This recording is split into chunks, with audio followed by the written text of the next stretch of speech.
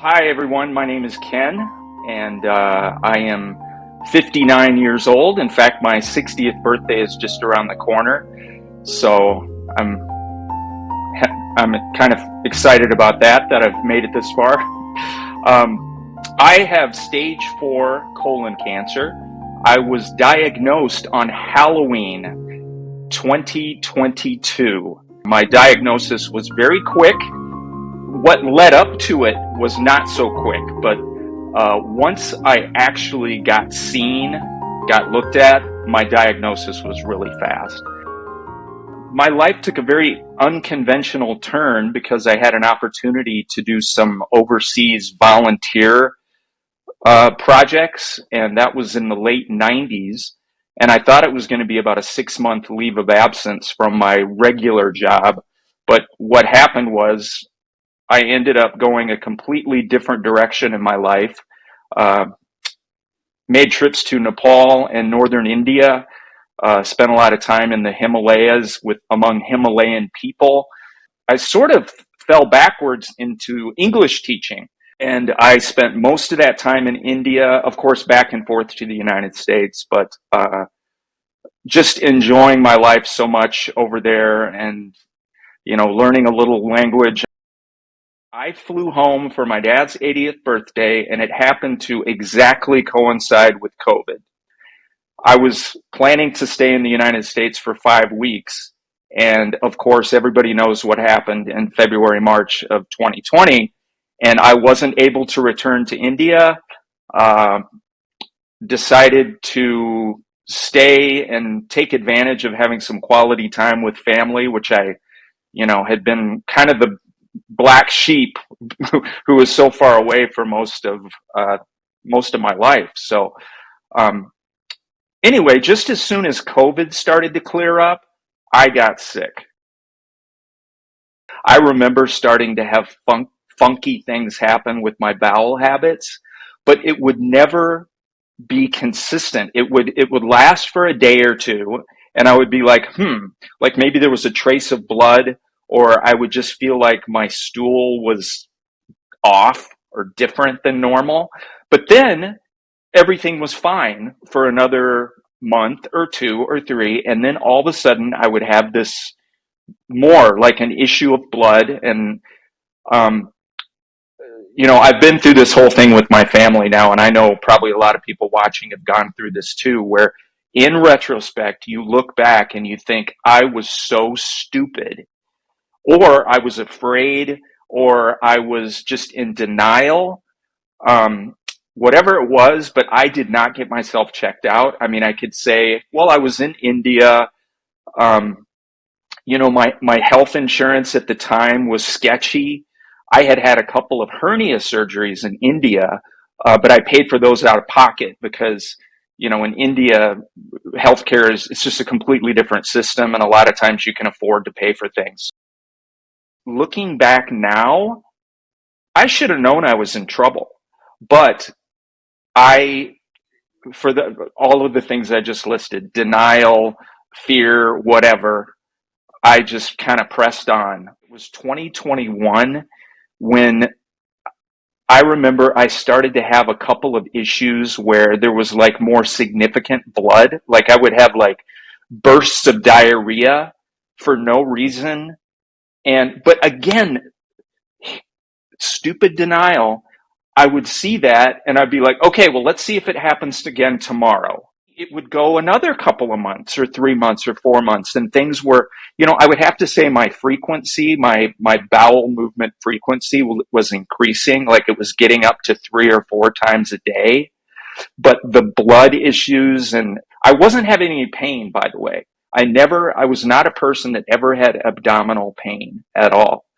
So, the point is these issues would come up, and I would have these incidents, and I would always say, well, let's see if it continues. And then it wouldn't until maybe 2 or 3 months later. And so they were very randomized. So I blew it off. And also we were in the middle of COVID, and I was trying to figure out my life being stuck in the United States and wanting to get back to India, waiting for the world to open up again so I could fly back and resume my life. Fast forward to 2022, and when things really started to go downhill, I remember the day. It was September the 27th of 2022. I had an oil change scheduled for my car at 7 a.m. And I went, took my car in, did the oil change, and on the drive back home, I remember feeling feverish and like chills fever, chill. It hit so hard and so fast. Chills fever, chills fever. And um, night sweats. I think it was that night or 2 nights later, I started getting night sweats. I started feeling fatigued. Again, still no problems with abdominal pain or anything. And I would say the bowel habits, it was still kind of like it was, more frequent than usual, but it wasn't like I was just like pouring blood into the toilet or anything like that. But that's September 27th. Now I look back, that's when I started to go downhill. I started losing weight. I've always, stepped on a scale every morning and kept track of that. And that was when, starting around that last week of September, I just started dropping. My weight was just consistently going down. Maybe a week later, I went to urgent care. There's so many viruses going around right now.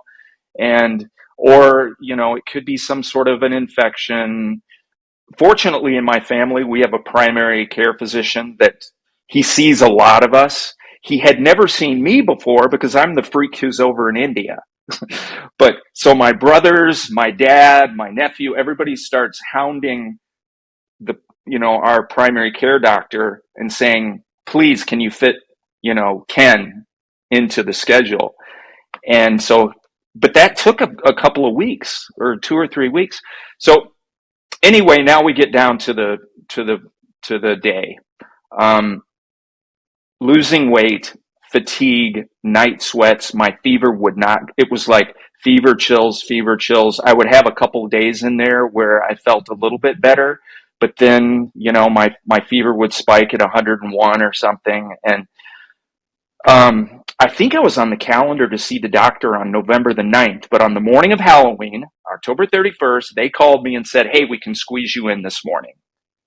So I went, and I knew that it was not going to be a good day.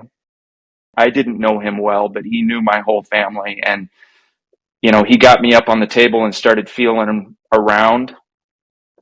And he just looked at me in the eye and he said, I don't like this at all. And immediately schedules me for a CT scan. Went and did the CT scan, and I was barely home before, which means like an hour and a half later, and the results popped up on my portal.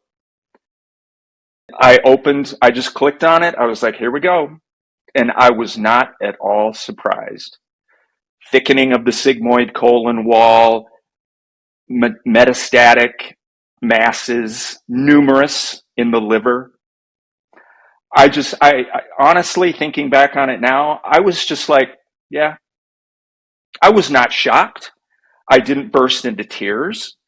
I was not in denial. I was just like, I think I knew this was going to happen. I think I knew this was coming.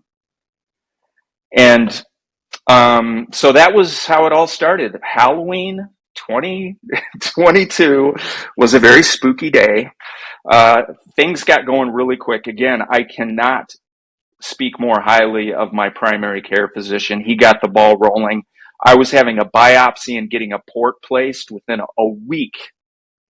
And I was meeting with an oncology team within about 9 or 10 days, and I was sitting in the chemo chair. My oncologist,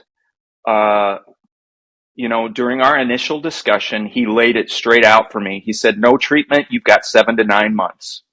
With this treatment, we want to do 12 cycles, and I can give you, 2.5 to 3.5. That's just what the statistics say, is somewhere in that range. So I was like, okay. I mean, honestly, at that point, I wasn't even thinking about life expectancy and prognosis. I was just, it wasn't computing for me yet. And so I just was like, let's go, let's get started here. Um, but I remember my brother and sister-in-law were with me on that initial visit with the oncologist, and they're like, what about surgery? Is there no surgical option? And he said, in those very first days, he was like, no, you're not a candidate for surgery. Nobody would do surgery on you in your situation. That's what we were told. It all started with, me being in the chemo chair and starting off with the plan of 12 cycles.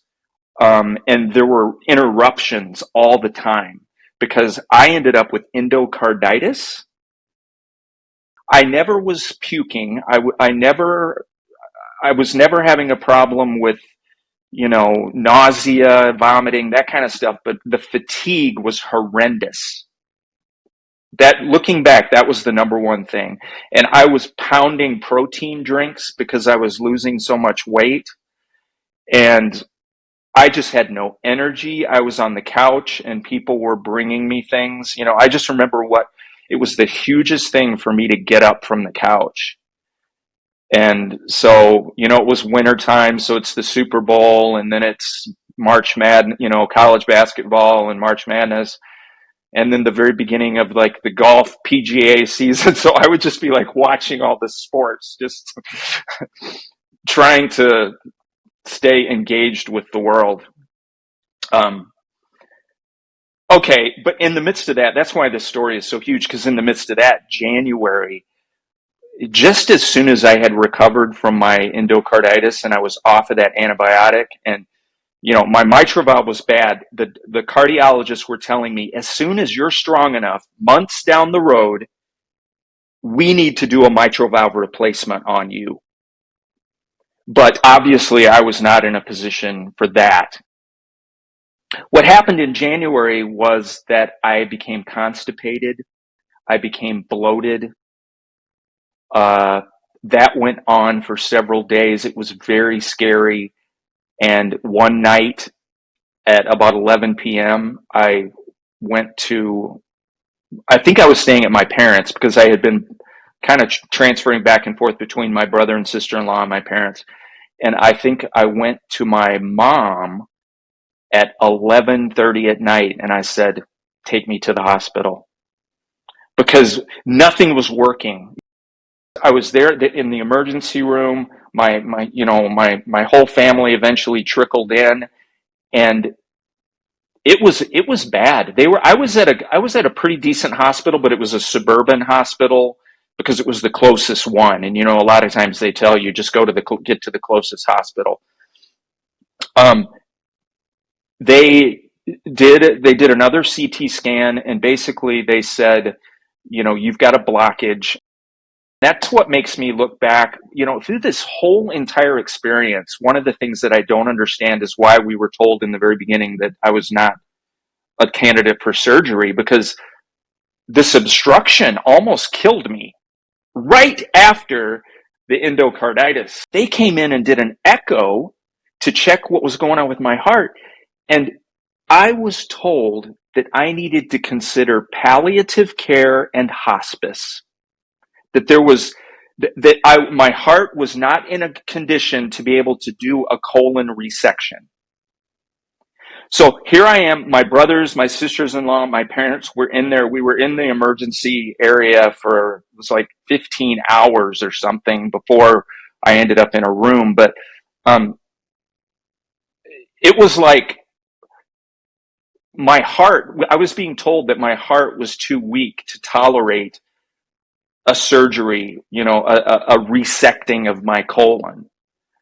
And here's where the story changes. My first cousin, lives in San Antonio, Texas. She works at MD Anderson. She is a PA and she's a liver specialist. Both my brothers get on the phone and they're like sounding the alarm saying, we're in trouble here. We don't know what's going to happen. Nobody knows what to do with Ken. Cousin Kathy makes some phone calls, and all of a sudden I'm being told by my brothers, you got to go to Mayo Clinic. And I'm like, and stubborn me, I pushed back on it. I'm like, it was just too much. I guess I was overwhelmed with everything that was going on. I couldn't think clearly. And that's why I look back and I give so much credit to my family, because they were discussing all of this and they were trying to include me, of course, but I was so overwhelmed with what was going on with me that I don't feel like I could make logical decisions at that point. But she had certain connections with a GI specialist and a liver surgeon at Mayo Clinic, and all of a sudden I'm getting personal phone calls, which I initially didn't take because I didn't want to pick up the phone. And my brother's like, Kathy says they're trying to call you.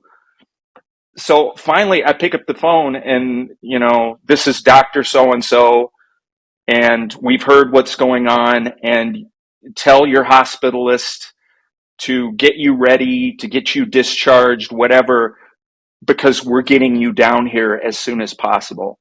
Okay, what ended up happening is it took another 24 hours, but I was on an ambulance on a snowy January night from the Twin Cities to Rochester, which is about an hour and a half. And that same night that I came down in the ambulance, they rolled the red carpet. It is the Lord God Almighty. I don't know. They rolled the red carpet out for me, and I basically went straight from an ambulance to a room that was ready for me. I was only there for 30 minutes. The surgical team came in, the GI surgical team, and they said, "We're taking out your colon." They said, "We're going to try to resect it, but we may have to take the whole thing." And this was an 11 p.m. at night surgery. And sure enough, I woke up and the first thing I was told is, "We took your whole colon. You don't have a colon." So I had an ileostomy and a bag, but I was alive and that thing was out of me. That's when things changed, I guess. I mean, I still went back. I finished 3 or 4 more cycles of chemo. Then the next thing was this liver surgeon said, "I want to resect your liver. The chemo, you were responding very well to chemo. The tumors are shrinking, and I'm gonna take out 68% of your liver." And again, here's me, stubborn me. I don't want a liver resection. I don't want to go through that. But my dear family, including my cousin Ken, we're gonna do this. So that happened in April. I had my liver resection. And again, it was right before the liver resection that I dropped to 118 pounds after the colectomy. It ended up being 6 cycles of chemo between November and March. My last chemo was March the 15th, and my liver resection was April the 26th. Immediately after my liver resection, I feel like everything just turned around. I started gaining weight. It takes a while to recover, but I was walking and gaining weight.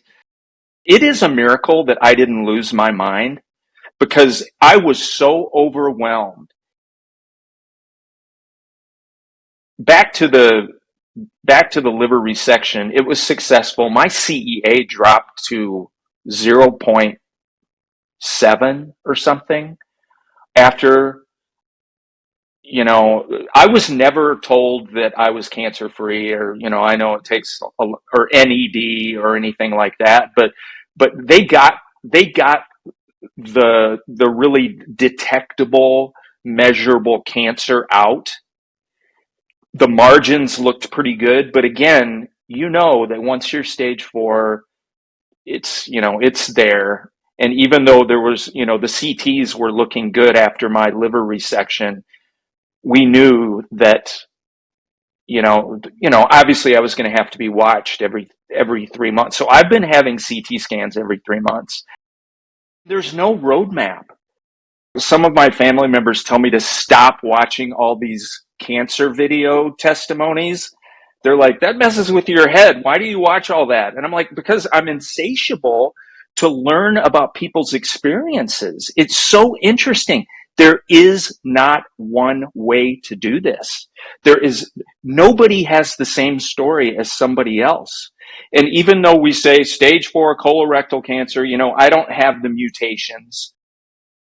Involve your friends and your family. I know most of us do, but like I've said a couple times, I'm so grateful because I've been mad at some of my family members several times. I don't like what they have told me. I have not liked their attitude because it's put me on the defensive and made me feel like, well, I don't want to do that. Or or feeling like people are putting words in my mouth or imagining how I'm feeling or thinking. And it's like, you don't know how I feel. You really don't know what I've been through, even though you watched me go through it. Stuff like that, It's very interesting to wrestle with loved ones through this kind of stuff. You got to be so honest and so real. But yeah, we learned, and again, it's not just me, it's we, my family, we have learned that there is no one way to do it, and that you do have to be open. Here's another thing. A lot of people, like in the very beginning of this, I heard people say, don't Google. Do not go on Google. And I don't know. People have different personalities. And yeah, you can go down all kinds of rabbit trails on Google. But yet Google is our Encyclopedia Britannica of today. From when I was a kid, and you'd pull out the World Book Encyclopedia and open to cancer. So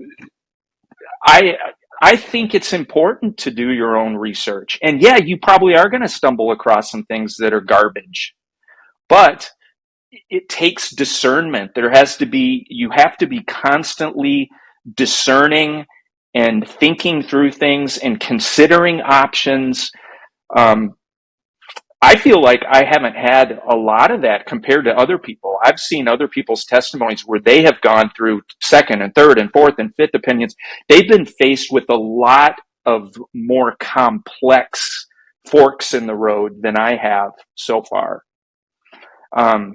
So, my biggest fork in the road was back, when I was being told that I should consider hospice. and then all of a sudden I'm on an ambulance to Mayo Clinic on that cold January night. That was the biggest fork in the road for me.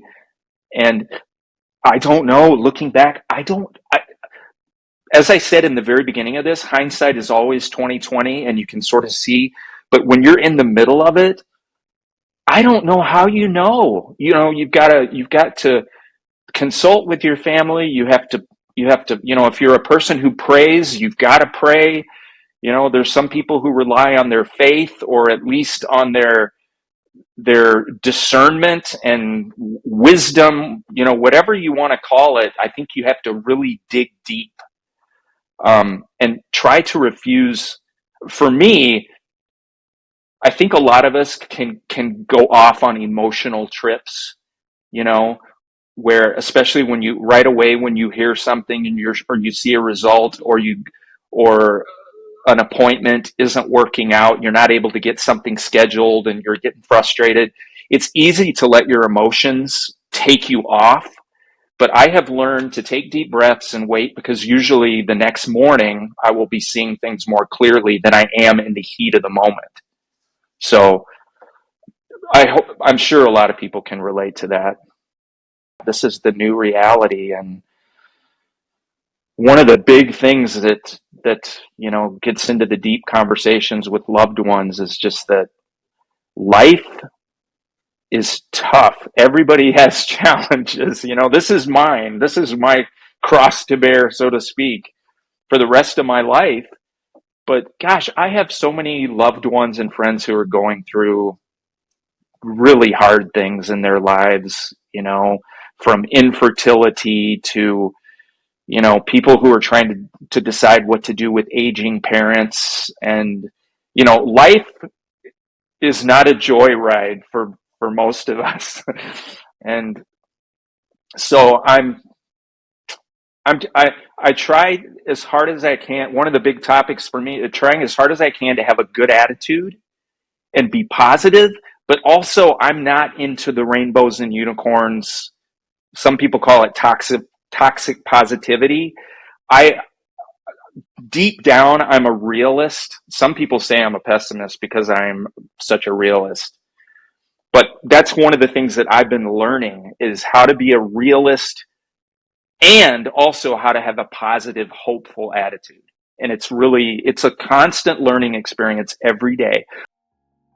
You've got to have hope. You've just got to. There is no fixed path with this stuff. Anything is possible. Anything. And as grim as things look, I think you have to dig deep and hold tight. Again, I've mentioned I have a personal faith that is my rock and my anchor. Not everybody has that, but I think everybody needs something like that, that a handle that is secure and that's not just flimsy and temporal, something that is eternal and secure to hold on to. And yeah, just the advice again is to gather as much information as you can, listen to as many people's stories as you can, but always know and realize that you have a unique story and you're in the middle of it. You are in the middle of your unique story, and great things can happen,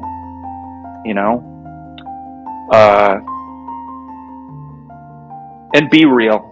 Be real with people around you. Be real. I think that's of grave importance.